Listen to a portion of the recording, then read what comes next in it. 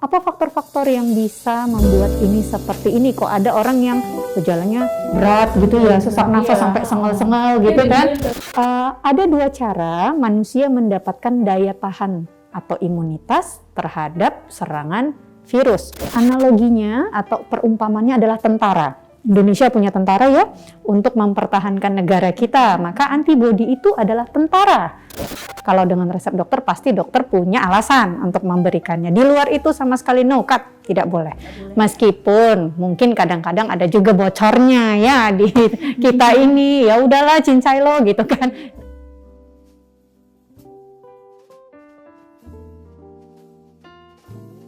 Hari ini kita akan membahas mengenai perkembangan COVID-19 di mana kita sudah memasuki masa transisi new normal.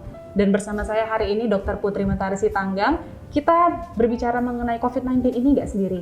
Kita akan ditemani oleh pakar, yaitu oleh Dr. Restuti Hidayani Saragi, spesialis penyakit dalam, KPTI Finasim MHKes, selaku konsultan tropikal infeksi dan juga ketua tim penanganan penyakit infeksi emerging gugus tugas percepatan penanganan COVID-19 Provinsi Sumut. Baik, apa kabar dokter? Alhamdulillah sehat-sehat dan kabar baik Dr. Putri. Puji Tuhan. Nah, berbicara tentang mengenai perkembangan COVID-19. Ya. Nah, COVID-19 ini kan penderitanya semakin hari semakin meningkat, benar ya? Nah, tetapi ada juga penderitanya ini yang terlihatnya seperti baik-baik saja tanpa gejala gitu dok. Nah, apa sih sebenarnya yang membuat kenapa ada penderita yang bisa dengan tanpa gejala, ada juga yang gejalanya bisa langsung terlihat?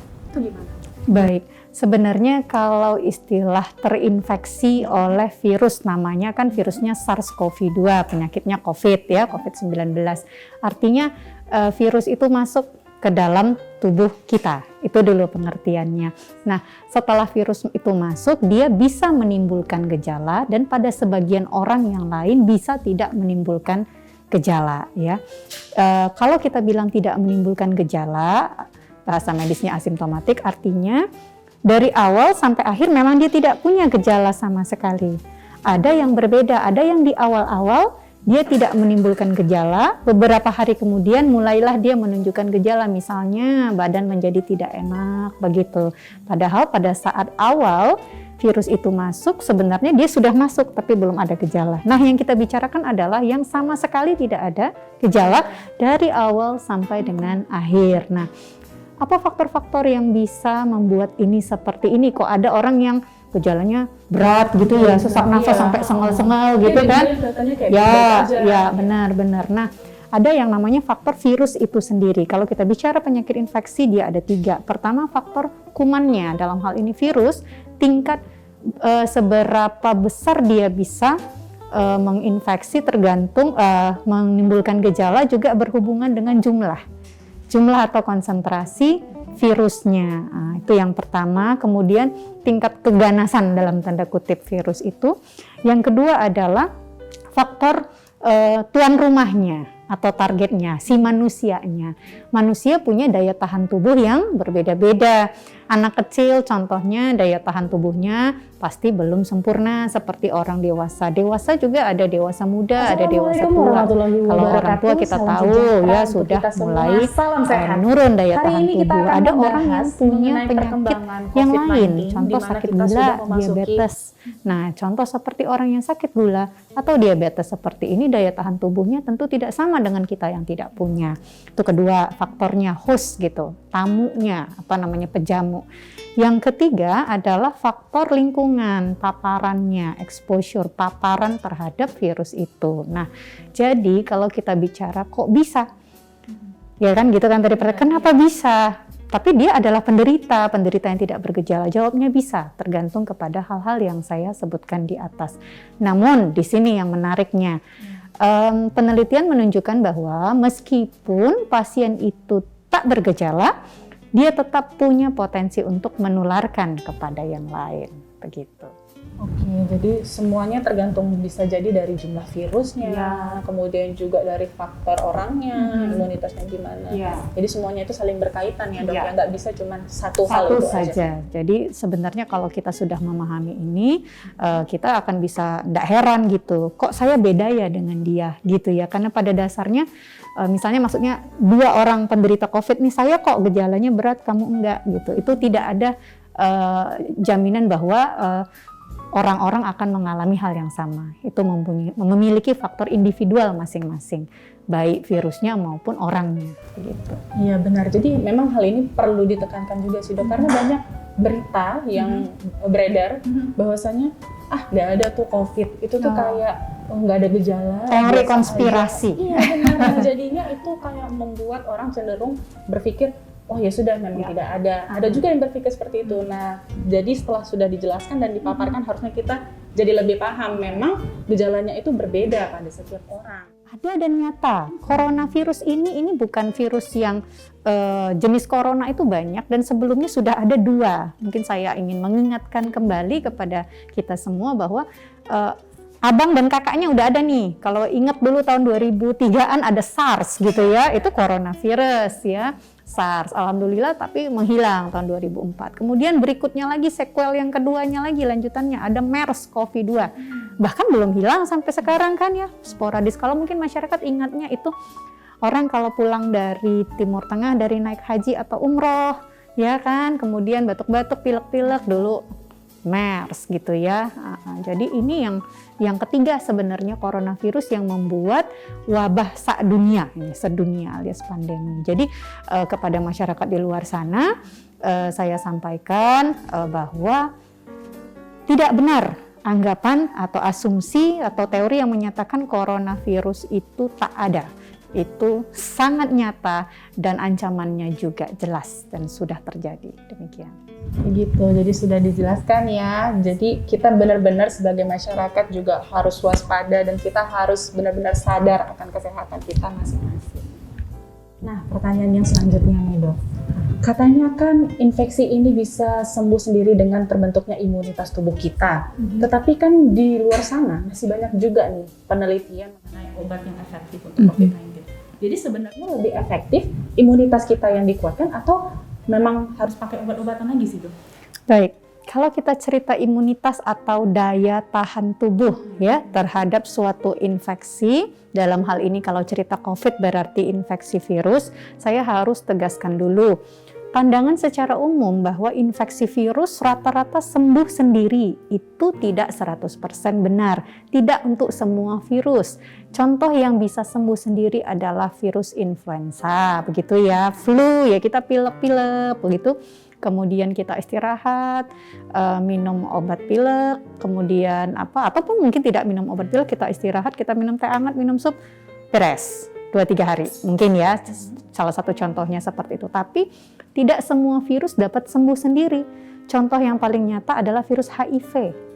Nah, virus HIV justru kebanyakan virus itu kan sifatnya akut. Akut itu artinya tiba-tiba, selesainya juga cepat, ya kan? Hanya bersifat sementara. Tapi kalau HIV dia bersifat kronis alias panjang seumur hidup dan memang tak bisa sembuh sendiri. Dan memang harus dikasih obat. Saya mencari persamaan begitu untuk 2 hal yang berbeda. Sekarang kita masuk kepada COVID gitu ya, virus SARS-CoV-2, coronavirus ini tadi. Ada 2 cara manusia mendapatkan daya tahan atau imunitas terhadap serangan virus. Yang pertama, dia harus terinfeksi dulu. Harus sakit dulu. Apakah dia tak punya gejala kayak yang kita bilang tadi, atau dia bergejala ringan, sedang, ataupun berat. Setelah dia selesai dan sembuh, maka di dalam tubuhnya akan terbentuk yang namanya antibodi. Apa ya itu dok antibodi gitu ya, anti dan body maksudnya? Dijelaskan. Analoginya atau perumpamannya adalah tentara. Indonesia punya tentara ya, untuk mempertahankan negara kita, maka antibodi itu adalah tentara. Tentara siapa? Tentara tubuh kita untuk melawan musuh-musuh. Kalau negara musuhnya jelas, nah kalau misalnya badan ya musuhnya adalah kuman-kuman gitu. Jadi si tentara kita ini akan terbentuk setelah adanya kenalan sama si virus tadi. Kan kenalan tuh kan? Kenalan. Nah besok-besok virusnya itu masuk lagi, nah lo tentaranya udah kenal, nah lo lu nih gitu, kau nih ya gitu kan, kalau orang Medan, aku udah bisa hantam. Itu istilahnya yang secara umum. Tetapi ada masalah di sini. Yang pertama, pada virus SARS-CoV-2 penyakit COVID ini belum jelas atau belum duduk hasil penelitian berapa lama daya tahan tubuh orang setelah terinfeksi bisa bertahan. Contoh, saya kena COVID nih, misalnya 2 minggu yang lalu, sembuh nih di hari ke-15 misalnya gitu. Kemudian berarti setelah itu hari ke-16 dan seterusnya, saya berarti asumsinya saya punya tentara di dalam badan. Tapi sampai kapan tentara ini bisa menyerang? Belum ada. Jadi bisa hanya selama 1 bulan atau mungkin lebih kurang dari itu, atau 2 bulan, tidak ada. Yang bisa sampai saat ini ilmuwan atau peneliti yang bisa menyimpulkan antibodi itu bisa bertahan berapa lama. Dan pada umumnya untuk virus, kalau kita ambil umpama virus influenza saja, itu tidak bertahan secara lama. Atau yang paling gampang lah, di Medan ada banyak apa ya Dok Putri ya? Demam berdarah, dengue gitu ya, dengue gitu. Itu antibodinya itu tidak lama bertahannya. Dia punya pertahanan lebih kurang dari infeksi awal tuh hanya 1 tahun. Sementara jenisnya itu demam berdarah ada 4 loh. Kita kena yang tipe 1, tahun depan bisa kena yang 2, 3, gitu. Jadi itu 1. Kita harus sakit dulu, terpaksa sakit dulu untuk dapat. Iya, itu yang pertama. Jelas ini tidak opsi kan, nggak ada orang yang mau sakit lah. Kecuali apa boleh buat, kena seperti ini. Yang kedua, cara mendapatkan daya tahan tubuh adalah melalui vaksinasi. Vaksin alias imunisasi gitu. Nah, jadi yang cara kedua inilah yang dipilih begitu. Tadi pertanyaannya ke Dokter Putri, kok tetap ada obatnya? Kok cepat dicari-cari sih? Nah, jawabannya adalah karena kita menginginkan bahwa proses virus menyerang itu kita hambat gitu, sehingga lebih cepat terjadi kesembuhan. Karena tidak ada kepastian juga semua orang akan bisa selamat dan nyaman-nyaman saja melewati melewati semua gejala-gejala infeksi ini. Obat harus tetap dicari meskipun tantangannya sangat besar, tidak gampang untuk mencari obat itu. Sampai sekarang belum ada terapi yang spesifik, obat yang spesifik yang sudah melewati bukti ilmiah yang sampai istilahnya final ya. Tetapi obat yang ada yang digunakan sekarang untuk menterapi pasien COVID dimanapun di seluruh dunia ini adalah obat uji. Artinya obat yang diuji cobakan kepada pasien, dan juga tambahannya adalah obat-obat untuk mengurangi gejala begitu. Nah, tapi kan Dok, ada juga nih berita bahwasanya dari BBC udah disiarkan, terus juga dari WHO juga sudah menerima dengan baik berita ini bahwasanya katanya dexamethasone itu mampu untuk membantu mempercepat dari proses penyembuhannya ini. Ya, menarik. Ini lagi hot ya. Iya, dan bahkan banyak banget sekarang orang yang jadi berbondong-bondong untuk cari beli ini, benar. Itu dexa murah lagi gitu ya. Iya. Baik. Dexamethasone itu adalah salah satu nama jenis steroid. Ya, steroid itu sudah lama kita kenal sebagai obat anti peradangan, anti radang ya. Memang benar yang Dokter Putri sampaikan tadi bahwa ada dari Inggris, Universitas Oxford, meskipun mereka belum mempublikasi secara ilmiah di jurnal kedokteran, tapi beritanya sudah di-launching bahwa dexamethasone itu ternyata memberikan bukti. Nah, di sini kuncinya. Bukan untuk mencegah ataupun mengobati yang gejala ringan ataupun sedang, tetapi untuk menurunkan angka kematian, sekali lagi menurunkan angka kematian pada pasien COVID yang gejalanya berat.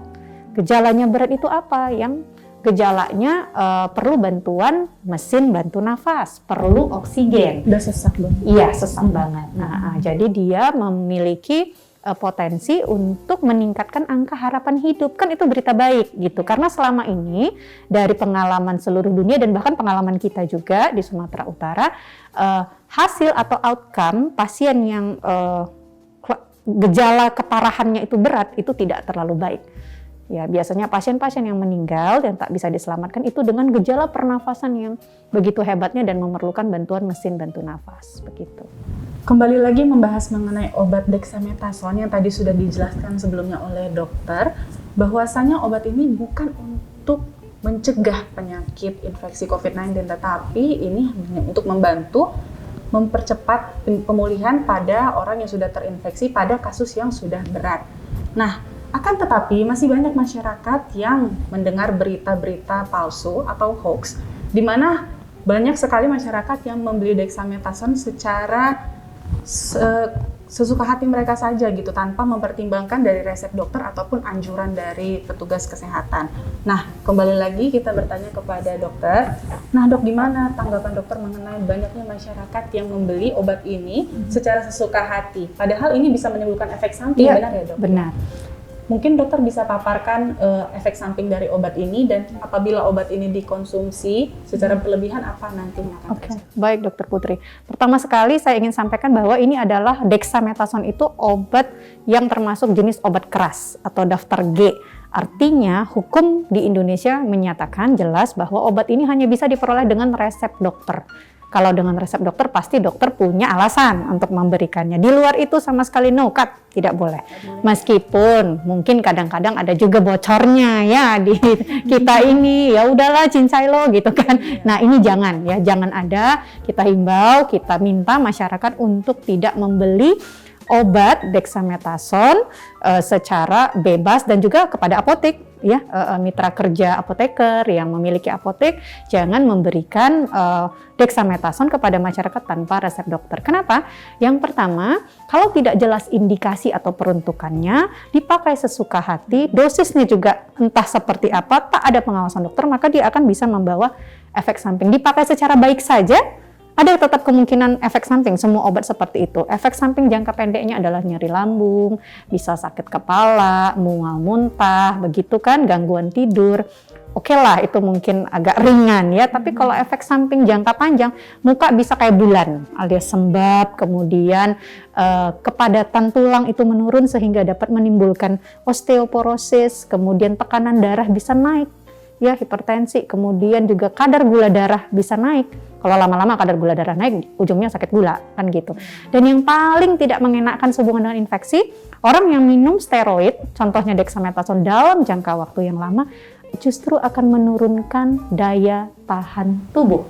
Nah, menariknya di situ. Harapannya kita kagak kena infeksi, kita pakai sesuka hati karena salah persepsi, salah pemahaman, akhirnya dalam jangka waktu panjang daya tahan kita turun. Kalau daya tahan tubuh menurun, maka kita akan lebih gampang terkena infeksi, lebih rentan, benar sekali. Jadi begitu. Oke, Dok. Jadi sebenarnya, Dok, kalau misalnya tadi kita udah bicara juga tentang obat nih. Kalau misalnya untuk cerita tentang kesembuhannya, Dok, berapa lama sih waktu yang dibutuhkan untuk pasien COVID itu benar-benar bisa sembuh? Bervariasi ya, bervariasi, tetapi berdasarkan berbagai penelitian, karena kembali saya ingatkan ini virus baru gitu ya, seluruh dunia juga masih sama-sama belajar tentang ini. Dikatakan bahwa jarak waktu itu adalah isolasi ya, pasien kan harus diisolasikan itu dari hari pertama semenjak ada gejala sampai dengan 14 hari. Ya, jadi dalam kurun waktu 14 hari itulah dilihat apakah terdapat kesembuhan. Yang dimaksud dengan kesembuhan adalah sembuh secara gejala. Ya, sembuh secara gejala artinya kalau dia pilek, dia nggak pilek lagi, dia sesak nafas, dia udah nggak sesak nafas lagi, dia demam, tidak ada demam lagi, dan lain sebagainya. Kemudian juga tadinya dari pemeriksaan laboratorium, PCR namanya, ada didapatin gen virus tadi, RNA virus, pada hari ke-14 ketika dievaluasi sudah tidak ada. Nah, jadi dua hal, gejalanya dan juga hasil laboratoriumnya. Tapi Dokter Putri, ada juga yang pasien-pasien yang di atas 14 hari, agak lama dia. Kok bisa begitu? Karena virus itu bermutasi. Jadi bukan pegawai negeri aja yang mutasi. Virus juga mutasi, dia berubah, dia makin pinter, karena ingat ini kan hidup ya. Dia juga memiliki kemampuan bertahan hidup, sehingga ketika sang virus ini bermutasi, maka kalau kena yang paten mutasinya, maka yang tadinya mungkin orang bisa sembuh dalam jangka waktu 14 hari, dalam kurun waktu itu mungkin ada yang lebih gitu. Kita punya di Sumatera Utara, kalau saya tidak salah itu yang paling lama itu ada 45 hari. Ya, baru clear semua. Tapi Dok, kalau misalnya udah terinfeksi nih, terus katanya udah dinyatakan sembuh, bisa nggak terinfeksi? Bisa sekali, namanya reinfeksi. Kalau dia setelah sembuh, dia tidak menjaga, tidak rajin cuci tangan, dia kumpul-kumpul lagi, tidak jaga jarak dan lain sebagainya, tetap ada kemungkinan reinfeksi. Karena tadi yang sebagaimana saya terangkan, kan kita belum tahu daya antibodinya itu sampai tentaranya itu yang mau ngelawan sampai berapa lama, belum ada yang bisa tahu gitu. Kalau misalnya cerita-cerita soal vaksin nih Dok, sebenarnya vaksinnya ini masih dalam prosesnya itu sulit ditemukan atau ada kendala-kendala lain sebenarnya? Ya, sedang dalam proses berbagai negara yang utama adalah Amerika Serikat, Tiongkok, dan juga Inggris. Bahkan kita juga, Indonesia juga ada grup penelitinya untuk mengembangkan vaksin. Tetapi sama seperti vaksin-vaksin virus lainnya, virus coronavirus ini gennya adalah gen yang sulit, RNA. Nah, agak teknis sedikit, mohon maaf, tapi itu jenisnya adalah jenis yang sulit. Kenapa? Karena dia berubah mutasi tadi. Contoh influenza, kalau vaksin influenza kan ada ya Dokter Putri, tahun 2020 vaksinnya pasti beda dengan tahun depan.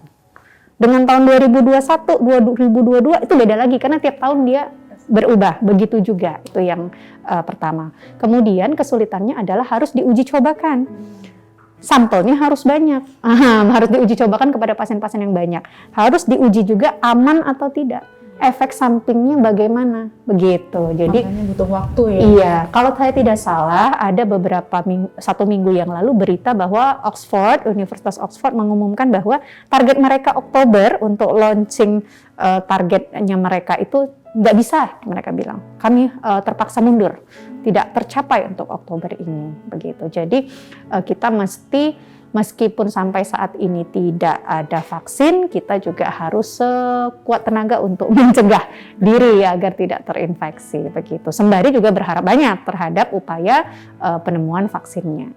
Seperti yang sudah dipaparkan tadi, bahwasannya memang vaksinnya belum ditemukan sampai sekarang karena memang untuk pembuatan vaksin ini sendiri membutuhkan waktu yang lama.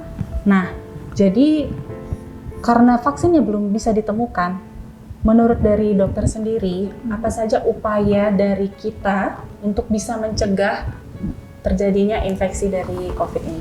Baik, 2 kata saja, protokol kesehatan. Tinggal apa itu protokol kesehatan ya. Jadi sebenarnya protokol kesehatan itu adalah saya lebih senang menyampaikannya sebagai adaptasi terhadap kebiasaan baru. Kita harus membiasakan diri sehari-hari menjalankan aktivitas kita dengan kebiasaan baru karena kita hidup di era wabah dunia alias pandemi yang sebagaimana ahli WHO, pemerintah katakan tidak ada yang bisa memprediksi kapan ini berakhir. Kan kita mungkin nggak beraktivitas selamanya ya dokter ya. Jadi yang harus dilakukan adalah pertama selalu 3M, saya bilangnya 3M sih ya. Satu, tapi bukan yang nguras-nguras bak mandi itu ya. Itu beda, itu demam berdarah ya. Yang pertama adalah selalu mencuci tangan, M yang pertama. Mencuci tangan dengan yang paling baik adalah sabun dan air mengalir, kemudian jangan lupa dikeringkan. Jangan basah-basah, karena kalau basah-basah terus dibawa-bawa, kuman itu enak nempel di tempat yang basah ataupun lembab. Harus sabunnya spesifik nggak Dok? Harus sabun yang gimana? Sabun biasa saja. Sabun biasa saja juga bisa. No problem, tidak mesti ada yang tertentu sabun ya. Kemudian atau kalau tidak ada dengan hand sanitizer gitu. Itu yang pertama. Yang kedua adalah selalu memakai masker. Yang kedua memakai masker itu harus bersifat wajib. Kapan masker boleh dibuka? Tentunya kalau makan dan minum. Ketika kita berada di tempat ramai atau ketika kita seperti ini, kita punya lawan bicara, maka kita harus wajib pakai masker karena contoh kita bisa batuk, kita bisa bersin, ya kan? Ataupun kita bicara, mohon maaf, percikan ludah kita bisa. Ya bisa, mungkin nggak kena sampai ke Mbak Putri, tapi misalnya kena ke meja ini, kemudian Mbak Putrinya megang, Mbak Putrinya lupa cuci tangan, terus pegang-pegang muka. Nah, jadi saya juga ingin menyampaikan bahwa muka itu anggaplah sebagai bom. bom waktu. Artinya jangan sentuh wajah kita, karena tangan ini yang gatel kan, tangan ini yang selalu mau bergerak, itu jangan sentuh wajah kita kalau belum cuci tangan. Biarin aja, mau segatal apapun ini muka, biarin aja. Kalau udah kepengen garuk banget gitu, cuci tangan dulu, keringkan baru. Yes. Kemudian yang M yang ketiga adalah menghindari kerumunan atau keramaian. Yang aplikasinya adalah jaga jarak ya 1-2 meter. Kemudian kalau tidak perlu sekali di luar, misalnya kita harus kerja, otomatis harus keluar ya. Tapi kalau tidak, ya jangan. Kondangan-kondangan boleh nggak itu ya? Ya jangan dulu. Kalau saya tetap menyampaikannya, tidak perlu dilakukan suatu perkumpulan orang ramai yang memang tidak ada urgensinya. Jadi 3M itu mencuci tangan dengan sabun atau hand sanitizer. Yang kedua adalah memakai masker. Yang ketiga adalah menghindari kerumunan atau keramaian, alias jaga jarak. Oke, jadi sudah dipaparkan ya tadi. Nah, kalau misalnya nih dok, di sekarang ini kan banyak juga selain pakai masker, ada yang mengatakan menggunakan face shield. Face shield itu efektivitasnya apakah sama dengan menggunakan masker? Masker tetap harus dipakai. Face shield tidak menggantikan masker ya, karena face shield itu menambah perlindungan ya. Tapi sampingnya kan dia tidak terini ya, jadi tetap harus pakai yang masker yang melekat di mulut kita. Kalau facial alias perisai muka, kalau di dunia kedokteran itu dipakai memang APD alias alat pelindung diri untuk level 3, level tertinggi. Ya, bagi dokter yang melakukan tindakan-tindakan yang beresiko tinggi terhadap penularan dari udara gitu. Baik, jadi kesimpulannya dari perbincangan hari ini adalah selama COVID ini masih tetap ada di sekitar kita, kita sebagai masyarakat harus lebih waspada dan kita harus tetap menjalankan protokol kesehatan seperti yang tadi sudah disampaikan, yaitu 3M. Jangan lupa untuk mencuci tangan, menggunakan masker, dan juga menjauhi kerumunan sehingga kita melindungi diri kita sendiri dan juga melindungi keluarga kita yang ada di rumah. Terima kasih saya ucapkan ke dokter untuk bincang-bincangnya hari ini sangat bermanfaat. Ya, sama-sama Dokter Putri, dengan senang hati. Semoga kita sehat selalu. Amin. Semoga kita semua sehat selalu dan semoga yang disampaikan hari ini bisa bermanfaat untuk kita semua. Akhir kata saya mengucapkan terima kasih. Assalamualaikum warahmatullahi wabarakatuh. Salam sehat.